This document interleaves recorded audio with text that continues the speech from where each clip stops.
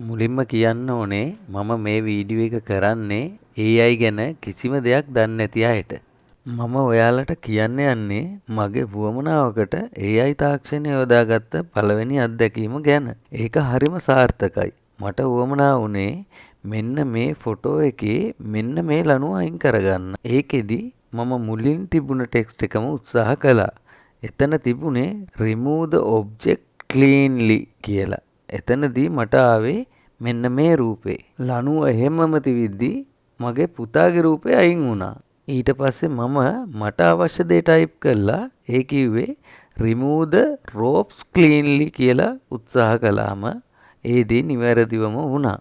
ඒ කිව්වේ මට අවශ්‍ය නැතුව තිබුණ මෙන්න මේ ලණුව එතනින් ඉවත් වුණා.